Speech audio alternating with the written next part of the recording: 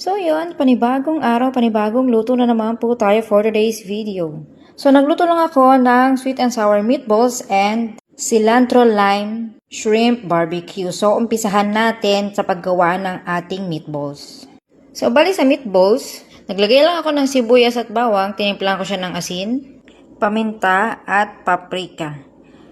So gamit ang malinis na kamay, i-mix all together natin ang ating mga ingredients. So, bali nakalimutan kong lagyan ng garlic powder. Dagdag lasa din kasi siya, mga bebs. And then, after niya, na-mix all together na natin ang mga ingredients, sisimulan na natin bilugin ang ulo niya. Yung meatballs pala. Sa size ng mga meatballs, mga bebs, kayo na pong bahala kung anong gusto nyo, mas malaki, mas maliit. It's up to you. Yung sa akin kasi, maliliit lang para mas marami siyang tingnan. And then, after naman ng meatballs, dito naman tayo sa ating sweet and sour sauce. Bali, gumamit lang ako ng 2 kutsarang asukal, 2 kutsarang suka, 2 kutsarang toyo, at 2 kutsara ng ating ketchup. Haluin natin mabuti at mag-add tayo dyan ng orange juice. And then, pakukuluan lang natin siya at pag kumulo na, ilalagay na natin yung slurry para malapot. At iset aside na muna natin yan. Gawin natin, iprito muna natin ang ating meatballs.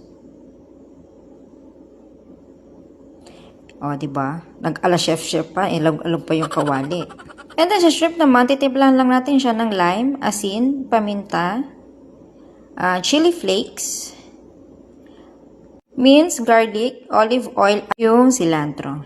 I-marinate lang natin siya ng kaunti, tapos balikan na natin ang ating meatballs. Sa meatballs, yan, luto na ang ating meatballs. Bali, pinagsama-sama ko na, naghiwa ko dyan ng sibuyas, 3 kulay ng bell pepper. Tama ba? 3? O, tama, 3 yan. O, di ba mali yun? Tapos, i-stir fry lang natin siya ng kaunti until mag-golden brown or maluto yung bahagya yung ating bell pepper at i-add na natin ang ating sauce na ginawa kanina. So, bali, mag-add lang ako dyan ng asin kasi para lumabas yung ating lasa ng sauce. And then, sa shrimp naman, balikan natin siya. After na marinade natin, tinusok-tusok na natin. Parang ng pagtusok niya sa'yo. Bali, nakagawa lang ko dyan ng 10 pieces. And then, kung trip nyo sa frying pan or sa labas, i-grilled, pwede naman. It's your choice. So, yun lang. Thank you for watching. God bless you all!